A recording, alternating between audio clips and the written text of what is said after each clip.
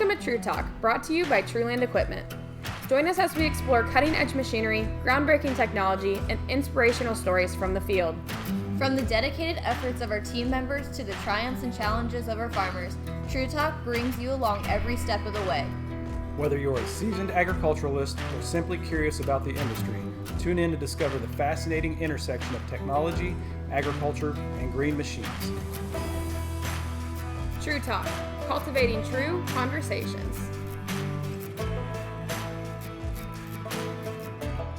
Welcome back to True Talk. Today we have a guest from outside of Truland joining us, and I'll save his introduction for a minute. But joining me, we also have our intern, Jolene. Hey, guys. And Josh. Good morning. And then I'll let you introduce yourself and tell us a little bit about what you do, which will probably lead into why you're here today. Well, good morning. I'm Jim Mangus. I own a company called Revolutionary Safety. We're based out of the Anna, Ohio area, so right off I-75. So we are a safety services company. So we essentially help businesses reduce injuries and workers' compensation cost and reduce risk. Everybody's favorite. Yep. Yeah. So why? Why did you get into safety as a profession? As a profession, I started off out of high school as a firefighter, paramedic, and it was kind of a natural transition. I wanted to do more on preventing things from happening versus, showing up after something happens. Nice. So that's how I got into safety. Okay. And primarily ag or all kinds of industries? All kinds of industries. Earlier this week, I was in Colorado at a forestry company. I support them. A lot of manufacturing, ag, aviation. So municipalities. So we do a little bit of everything. So you have to have a broad range of knowledge and how things function in each one of those environments, obviously. And my feeling is safety is the same, whether it's at home or at work, and in all industries. There are obviously caveats, and forestry is dangerous, ag is dangerous, but retail, everybody's got their hazards that they have to deal with. So just kind of a different aspect depending on what you're doing. And so if we break down ag a little bit more, you mentioned retail. So obviously we service retailers. Our last episode, we talked a lot about them with their application equipment. We have a lot of customers that are ag service providers, is what we call retailers. But yeah, so their safety protocols and how they interact with some of this, specifically anhydrous. You did an anhydrous training for us, so that's what I'm referencing. But how they interact with it versus how we interact with it as a dealership with our technicians and service, and how our farmers and our customers interact with it. Those are three different kind of safety protocols we have to factor in. So, yeah, all different facets there. Right. The service, ASP is a service, they take, they have a lot of safety stuff, a lot of safety meetings, a lot going on with all the herbicides and the pesticides and the machinery, for sure. So, yeah, I think when you look at an individual's job and what they do, some people have more exposure to chemicals or mechanical issues or whatever kind of the weather brings in, hazards for us every day. So you got to deal with heat, and you got to deal with bugs and everything else. So something that's been coming up a lot recently, the ticks are really bad this year. Right. Yeah. And there's already been a few cases throughout the Midwest I've seen popped up on the news of people getting sick, and that comes down to safety, especially when you have workers that are in those environments. So it's a broad topic, but it affects everybody every day. So we got to ask, you were firefighter for how long? I actually started in high school, 1992. Okay. And I still do it today. Okay. Oh, wow. When did you graduate high school? 1996. Okay. You can't ask that. We're pretty close in age, and I had to because we're not too far apart. So then when did that transition into this business? So I was full-time about 7 years in fire and EMS, and throughout that, I started doing safety on a part-time basis because you get a lot of days off, and discovered I really liked it, and decided I would just make the jump. And I watched my brothers were both firefighters, and I watched them go through the transition from that industry to other industries that were more Monday through Friday jobs. And so I kind of looked at them and thought, oh, I can still do this on the side and still enjoy, the fire and EMS portion as a volunteer part-time. Sure. And so I got into safety, and I've 25 years now full-time in safety. So, well, we appreciate that. Appreciate our first responders, obviously, especially in this business. 100%. Yeah, how important they are in ag. And we all know that accidents can happen and they can be pretty rough sometimes. And so I'm assuming that's a rural community that you were involved in the fire department and the EMS. Yep, actually it's Union City's down in Randolph County, right on the state line. Yep. So the Union City's cut in half by the state line. So interesting little community. And so I live a ways from there, but if they have something serious, I'll go from home, or I'll go work shifts and volunteer a lot of time. And my family still lives in that area, so I'm there all the time. Yeah, definitely. Cool. There's some specialized training that comes with being involved in a rural, but specifically a farming community, from even a first responder, fire department, EMS. Do you want to talk a little bit about what you guys have to go through in terms of just training wise to be able to handle some of those more niche issues that could arise? Definitely. I think there's a lot that we have to deal with, and it's not just what's in the community, it's what goes through the community. We have a couple rail lines and then truck traffic. So, we have to be good with hazmat response with chemicals, anhydrous, and all those other things that you may be applying to the field or the weeds or whatever. We deal with ethanol. There's an ethanol plant in our district. And then you've got, the auto accidents that happen, and medical emergencies that are specific to whatever industry you're responding to that day. So, in the morning you could be going to a nursing home, for breathing problems. In the afternoon, it could be somebody exposed to chemicals or electrical shock. So we really have to learn a lot of different disciplines to make sure we're prepared. And, when you get into ag specifically and the equipment that's used, we have to look at that different, right? The mechanics are more complicated. The equipment's more complicated. It's not just like, an auto accident with two cars, right? If it's machinery, and someone's injured or God forbid they're entrapped, we have to approach that different. So we're constantly learning and training on new things, and we look at what other people have had happen in their communities and try to learn from that too, just to be prepared. When you think about safety in ag, taking your background as an EMS and a firefighter, and now where you are in safety, when you think about agriculture, you think about farming, just what are one of the one or two top things that are always at the top of your list in terms of safety? I think for me, it's complacency, and I think about the first farm incident that I responded on. I was probably 18 or 19, and a gentleman had got his clothing caught in a PTO. It's kind of that everybody knows about that incident. It happens, and it's happened for years. It's gotten safer, I think, but the risk is still there. And I was in EMT school, so learning the emergency medical side of things. And one of our instructors said, when you see someone in shock, when they've lost blood, like you'll know it. And when we arrived, I looked at that farmer that was injured, and he was definitely in shock.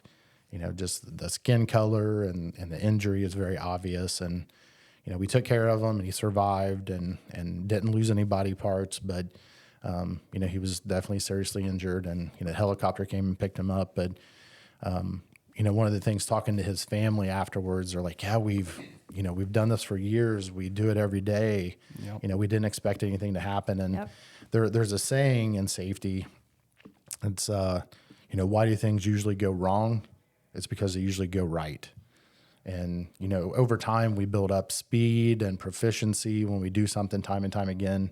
And then what happens? We stop seeing the hazards. We're good, no issues. It didn't happen before. And driving is the best example of that. We drive every day. Mm-hmm. We're not expecting someone to cross that center line and hit us or blow that stop sign. We drive back and forth to work. Nothing happens. That gives us a false sense of security in a way. But almost too much comfort with it. It does. Complacency is a killer for sure. And age, you see a lot more of the older farmers getting injured. Well, I don't think that has to do, my personal opinion, you can disprove me, but I think a lot of the older farmers, it's not because they're getting older and they're making mistakes. It's just because they get complacent. They're so comfortable. They've done it for 40, 50 years and they don't think about it. Well, and the PTO shafts, the augers and things, those were pretty common farm accidents back when we were kids, Yeah. you know, and Today, I feel like grain bin entrapments is Sure. kind of the forefront. I feel like I hear less about the PTO incidents and I hear more about the grain bin entrapments. yeah. Yep. I think more of the equipment is guarded now than Correct. it was in the past. Yeah.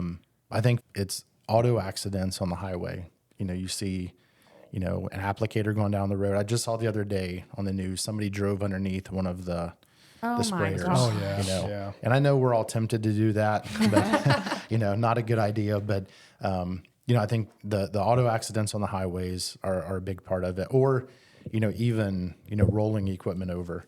You know, that's one of the things that leads to a lot of anhydrous incidents is people pulling the nurse tanks and they, Right. you Yeah. know, they roll them over. But I think it's that. I think new farmers and then the more experienced, and it's the same way in most industries. The younger guys are getting injured because they don't know, or nobody's told them. You know, they don't see the hazard, and we always, you know, if you're 15 to 30, you've got a sense of invincibility. You know, I think the older you get, that kind of goes away because you get more experience. But then the older guys, you know, again, it's that complacency. So those are usually the two groups in most industries that you have incidents and injuries is because, you know, lack of knowledge and then complacency. Where does fatigue fit in there? You know, fatigue is kind of a new term, and to a lot of us, we've been fatigued many, many days in our lives. I was fatigued yesterday. You know, it happens to all of us. And I think growing up, knowing a lot of farmers that used to go out and when they planted, they didn't stop until they were done. And I remember a lot of guys like, I'm good for, you know, 56 hours. And I hit 56 hours or 48 hours or whatever, then that was it. Everybody, honestly, I think that every single farmer knows their limits. Like they know how long they can stay awake and they wear it as a badge of honor. Now, is it? Well, do they abide by it? That's the question. Right. No, I mean, they'll push it as hard, like as far as they can get it. Right. Well, do you think that in technology now where maybe you don't have to pay as much attention as what you did 30, 40 years ago, you know, with technology, I think that also lends to that kind of not recognizing that you're fatigued. I mean, you know, we don't always eat right. You know, we probably drink way too much coffee or energy drinks. And then, you know, you get that crash and you're already tired. And, you know, I think all those things are really playing a factor, but fatigue is something that we're not recognizing until it's too late. Yeah. You know, sometimes somebody else has to, I'm big about being my brother's keeper. You know, I feel like if we watch out for each other, you know, and if somebody looks at me and says, hey, you know, are you all right? You feeling okay?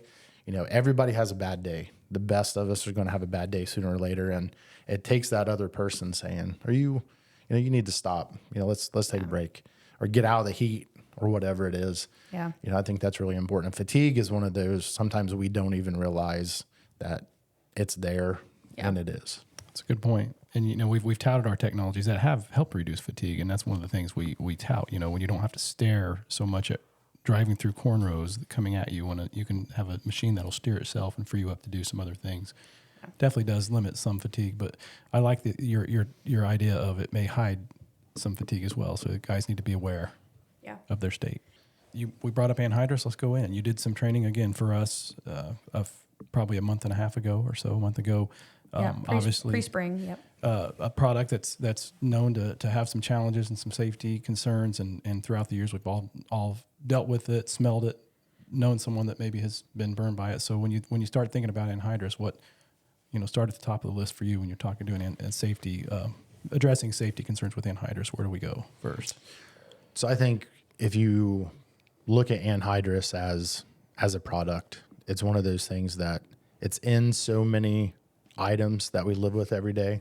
If anhydrous went away, our lives would change significantly. It's one of those kind of, grandfather products that it's in everything. So many things we use every day. It's in either directly in or involved in the manufacturing. So it's a necessary product. And it is a safe product if you respect it, like a lot of things. My background started with a company. I started in safety for a company that made it. So I learned how to make anhydrous and then urea, DEF eventually.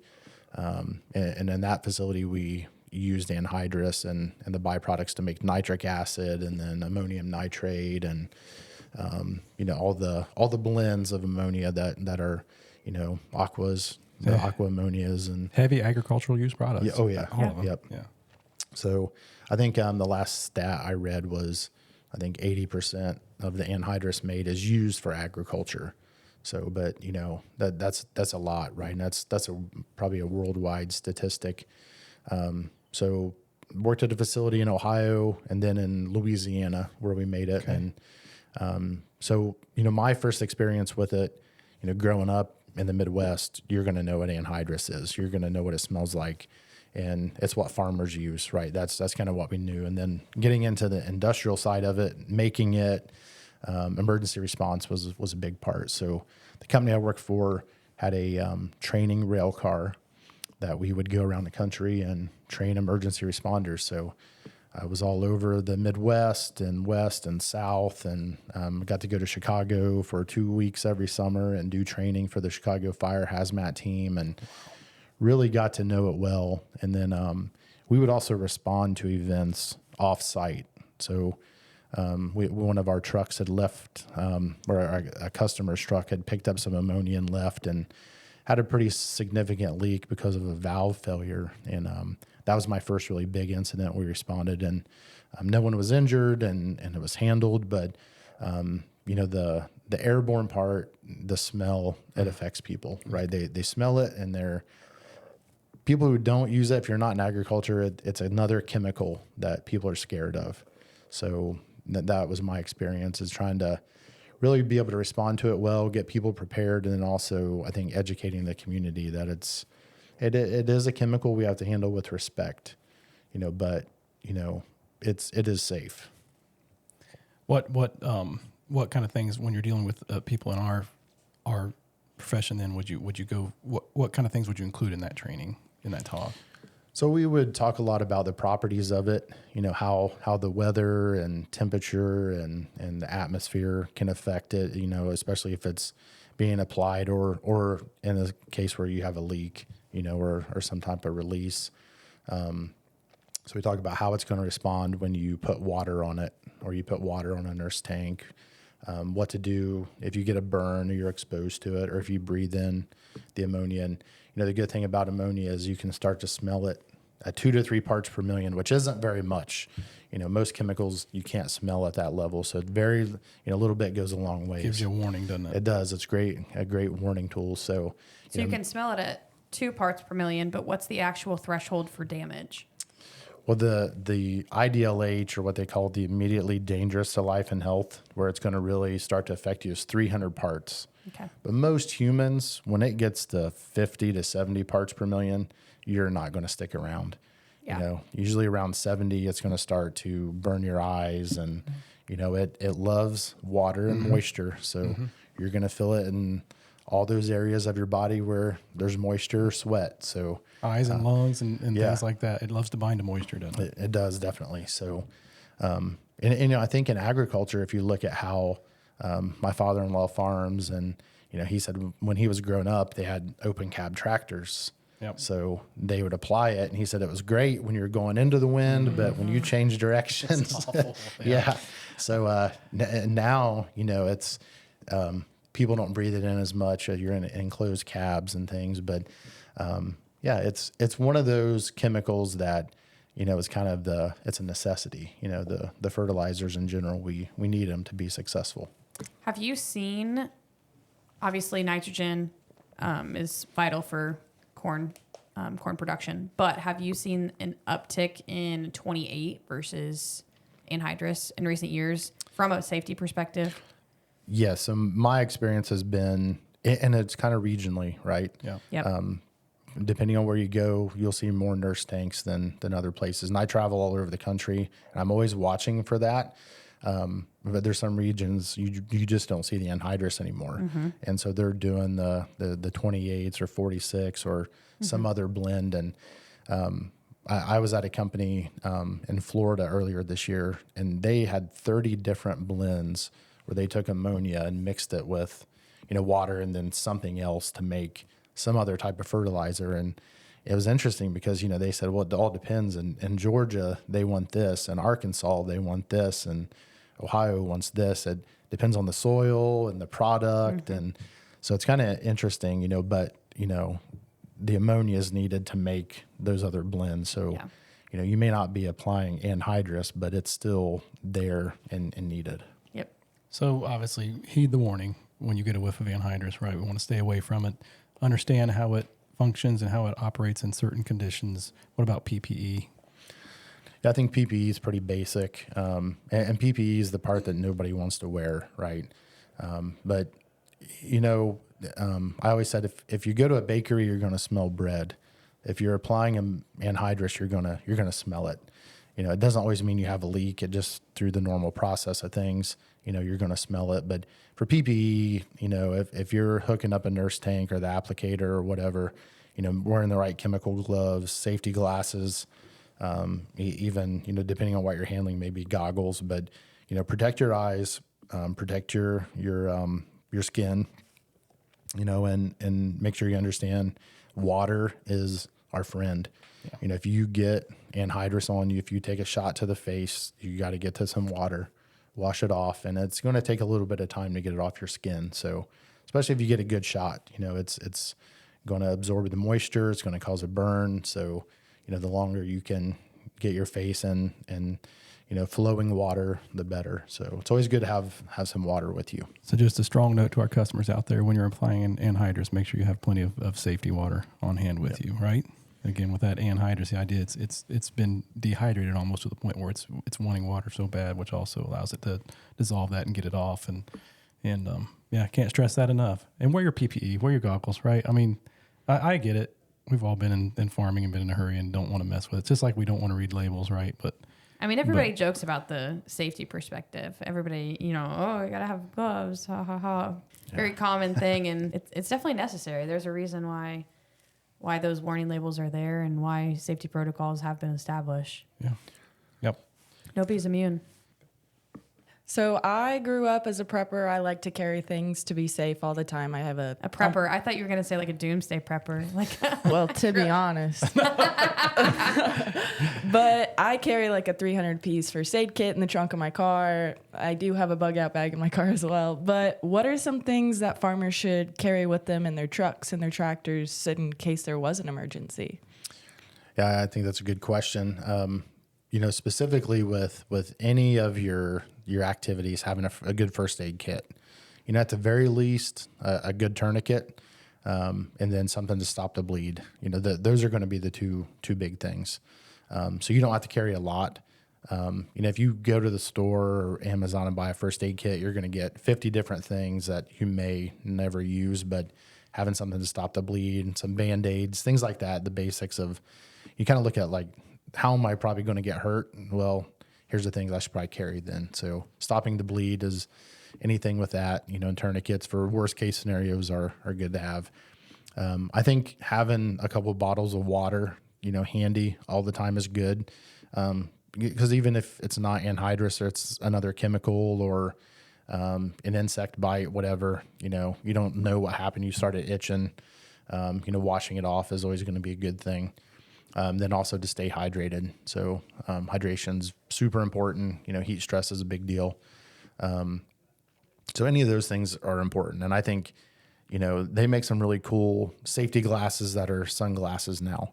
And you can get those at any of your local stores. So having those glasses that have that impact resistance and you can still look cool, that's a factor. So safety's got to be cool. And then good gloves, and if you're not dealing with chemicals, having a good pair of mechanics gloves or a good leather glove is important to have. So when, wearing gloves, hand injuries are the number one injury, typically number one injured body part in any industry, because that's the number one tool we use. So trying to get used to wearing gloves more is important. And, sometimes we shouldn't wear them because of moving parts. But, for the majority of the time, I tell people if your hands are getting dirty, you should probably be wearing gloves. What about rings? Especially specifically on farm equipment. A lot of us are married. People have different ways of dealing with that. They don't wear a ring. Some people have gone to the tattoos. Some have gone to the rubber bands. It's a good question. But seriously, I mean, have you seen, there's the risk of degloving accidents. Yep. And can you speak a little bit to that? I think jewelry in general is not a good idea while we're working. And I think now that we have options with rings, some people, they want to wear their wedding ring. So I know a lot of people who now have two. One is like the silicone that will break away. Yep. And they're not wearing their whatever gold metal type rings anymore, but they do after work, right? So they kind of have a work ring and a off work ring. But for me, jewelry, while it may not cause an incident, it can make things a lot worse. Yeah. Like having a watch, it may get caught on something. And if my hand is getting injured, it may make it worse. And especially rings do that for sure. Yeah. So the silicone rings, I'm a big fan of.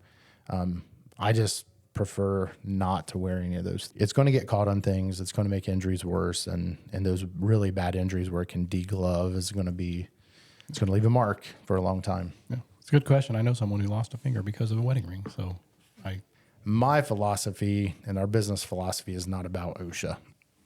We're not about compliance. Like, you got to comply with OSHA, right? But more importantly, it's about getting people home safe. So it's the people aspect of it. OSHA has a negative connotation, and so does the EPA. So we try to humanize it and make it, about people, so I want to take care of my brothers and sisters, and I want you guys to all get home safe. It's not about OSHA. Don't bring them into it. It's really about doing the right thing to make sure, everybody's coming back into work tomorrow. So you're a personal safety guy. You're not focusing on compliance. Obviously, you want people to comply, but you're worried about personal safety. Like you said, people getting home at night with their limbs and without injury. Exactly, and that's the reason I started my own business. So the name of the company, Revolutionary Safety, and our tagline is changing the way you do safety. So I routinely have people ask me, what does that mean? Well, I came up with that tagline before I came up with a company name. So changing the way you do safety is, I've been successful with reducing injuries and getting people home safe by focusing on the people and behaviors, not on, we got to worry about OSHA showing up. That's not the same thing. You can be compliant with OSHA and still get people killed. So they're not the same thing. You can be compliant, but that doesn't mean you're safe. Safe means people have good training. They have the right tools for the job. They know how to make the right decisions. They're not being complacent. So changing the way you do safety, all of our processes are based on people focus, culture, leadership. Those are the two biggest gaps in performance, and not just safety, but in most aspects of business. So we focus hard on culture and leadership. And then the revolutionary part of the name is really because I like to change everything all the time. I never leave anything alone. So when I went into businesses that were struggling, I'm like, well, you have to change these things, and they're like, well, we've always done it this way. And in the back of my mind, I'm always thinking, well, I can't help it. You've been doing it wrong. So how do you change those mentalities? Because again, you sit here and think, and even in industry, I know that when people see the safety guy coming, they're like, oh, here's that guy again, or the workers that have to sit through a safety meeting. And how do you change that mentality in people? So one, it takes time. You have to have the people approach. For me, it's about building relationships. If you don't build relationships, you can't influence change. So in telling the why, the story, say, look, we need to wear these gloves because of this. So let's get a glove everybody's going to wear, get everybody involved in it. It's not about OSHA. We just want to make sure you guys are safe. It's not about 100% compliance to me. It's about chipping away at those behaviors that lead to people getting hurt. So we have to kind of do it different than we have before. So when I go into a business to help them improve their safety, I don't start with compliance. That's easy. I can write a procedure and give you training. but we need to focus on the decisions your people make, because that's the human factors is what it comes down to. If they have good training and they know that this task can get them hurt, then we want them to think, okay, what do I got to watch for? What do I got to do? Do I really need to wear my gloves, or, like, is it really going to get me hurt? So focus on the people and decision making. And from the leadership standpoint, right, your company leaders, and think about this at home, in your household.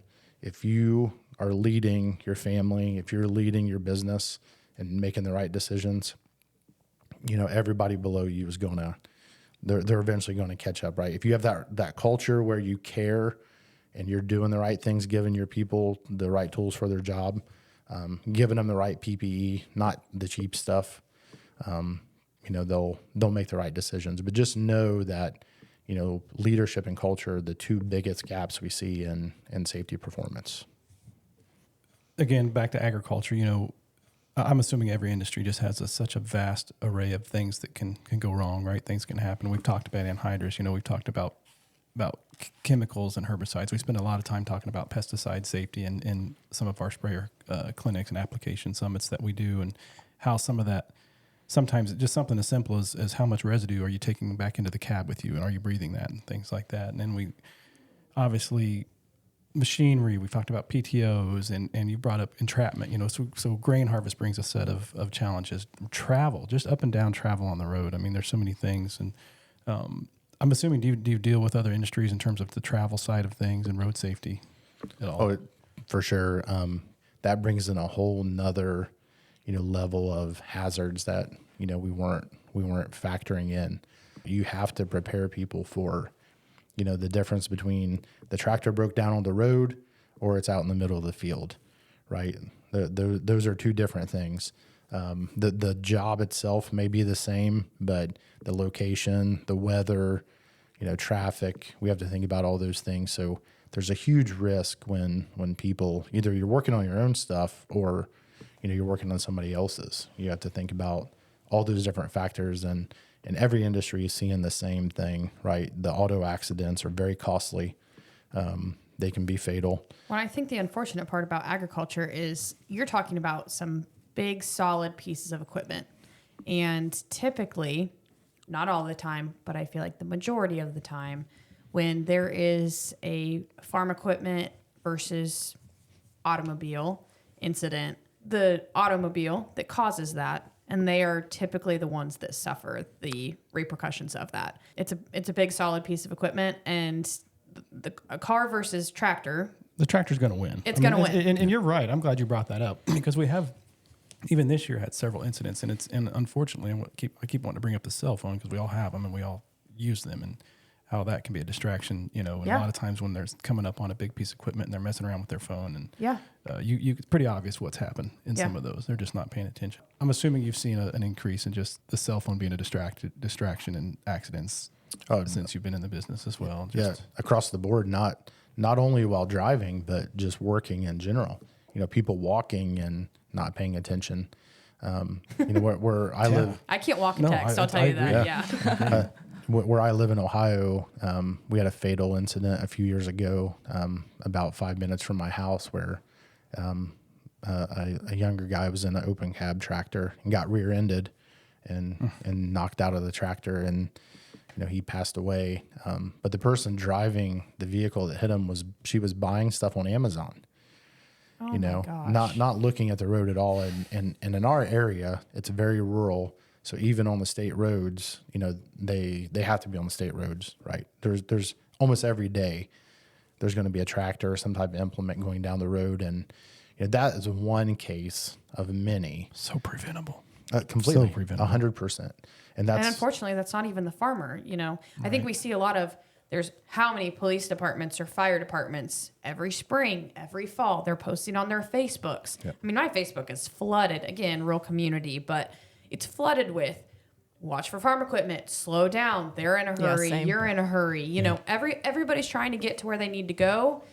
Right. Either leave earlier or be 5 minutes late to work or the game or wherever you're going. Just slow down, because it could cost you your life, the farmer's life, and it's just not worth it. It's similar to following a school bus. It's the same thing. You're going to have school buses out picking up kids and dropping People off are just kids. in such a hurry today, That's right. especially on the roads. Right. We talked about complacency, and that factors into all these things because we don't think anything's going to happen. That person that was shopping on Amazon and hit the tractor was probably doing that before. It probably wasn't the first time. Sure. But also rushing in every factor that we look at in incidents, rushing, complacency, those are two of the top ones. So I got to ask this question then because it's where my mind's going. I think about a lot of the younger people that maybe didn't get a chance to grow up on a farm, these days and understand some of the dangers out there. Do you have a way to deal with maybe different generations when you're doing the safety talks? Definitely. I didn't grow up on a farm, but I grew up in Indiana. So basically on a farm. Yeah, pretty much. So, and I've worked for some companies that had very large, thousands of acres of farmland. And then my youngest son that's 17 has worked on a dairy farm and now actually two, since he was 11. So, he's got a lot of safety lectures. So that's hard work. Yeah, it is. But, he's always getting a safety text or something, from me. So, but you do have to address the different generations differently. The generations that are coming up today are not as mechanically inclined as what they were. That's true. They didn't grow up working on cars with their dads like we did. Talk about that all the time. Yeah. Yep. Now, if you put a computer in front of them, different story. But, we have to think a little bit different than we used to. So the training has to be, and the conversations we have need to be focused on what they're going to understand. Right. And it's, you can't say common sense anymore because common sense isn't common. So when we train people, especially that OJT that happens a lot on farms, you can't assume that they're just going to know how to run that piece of equipment, or you can't assume that they know that vehicle runs on gas or diesel. Right. Because that's a great point. You have to almost overstate. Don't assume anything, right, at that point. No, we can't. And so to me, I think our training and our processes have to be better than what they used to be. It's fantastic. Other possibly parting thoughts here? This is going pretty fast. What about the hat? What's the numbers for in your hat? Oh, yeah. I was going to give him a chance, yeah. You brought us some material. Yeah. You're the first guest who's brought us swag. I think you're winning right now. So, again, the company name? Revolutionary Safety. Okay. And you brought a hat with the numbers 1819. Yeah, so one day I was just kind of messing around with the name Revolutionary Safety because it's kind of a long name. And technically it's Revolutionary Safety Services. But we keep shortening it up. We like acronyms, and I was looking at getting hats made and what to put on them, and I came up with 1819. That's not the year, has really nothing to do with when the company was made. We've not been around that long. But so the letter R is the 18th letter in the alphabet, and S is 19. Nice. So 1819 Revolutionary Safety. So I had a lot of people that were like, that's a dumb idea. And I'm like, no, I think it's a marketing thing, right? Cool. So I wear that when I travel, and I'll be in the airport, and I'll have, I just traveled this week to Colorado, there and back, and I had at least 4 people ask me what it was, and then I started telling them, and they're like, that is really cool. It works. Yeah. Yeah, they're cool hats too. So, yeah, like it very much. Fantastic. Really appreciate what you do, what you did for us, and hopefully we can work with you in the future, and just obviously, again, appreciate the first responder part of your life and what you've done and what you are doing. And parting thoughts, kind of the floor is yours if you have anything you want to kind of wrap up with here. I think for me, agriculture is such an American tradition, and we can do it safe. And there's pride in what you all do as farmers and all those support services that help our ag industry. And for us as a company to help with safety, we've been creating some ag-specific safety training courses. So taking, your lockout, tagouts, machine guarding, all those things, and focusing on ag because there's really no specific training out there, or at least that's not maybe in our area, or it's not very good. And I think, again, our approach is about people. We want to make sure all our brothers and sisters get home safe every day. So, at the end of the day, it's about making sure we get home to our families and those loved ones, and think about what we do. Everything we do can impact safety, and nobody goes to work thinking they're going to get hurt. They think they're going to do whatever they're going to do this weekend or tonight, and they're not thinking about what could happen. So we want to instill that mindset of being prepared and always looking forward. That's great. It's great. Okay, company, Revolutionary Safety. James, you got a website or anything you want to promote? revolutionarysafetyservices.com. Run all the social media platforms. Just getting into TikTok. Oh, I want to see it. So we're getting there. So Awesome. Yep. Jordan? No, I echo everything that Josh has said. We appreciate all of the work that you've done for not only our company. I know as a result, every tech has gotten a personal PPE kit for anhydrous specifically. Yeah, and they wanted that training too. That was a training Yeah. that we wanted and they wanted badly. And we're grateful that you were able to do that for us. And obviously it hit well. good. Yeah. Good. Yeah. But in terms of the first responder and all the work that you've done as a first responder, we thank you. And I'm sure that lots of farm families you've impacted for generations to come through that service. So thanks for all of that. And thanks for being here today. Thank you for the opportunity. Talk to you next time.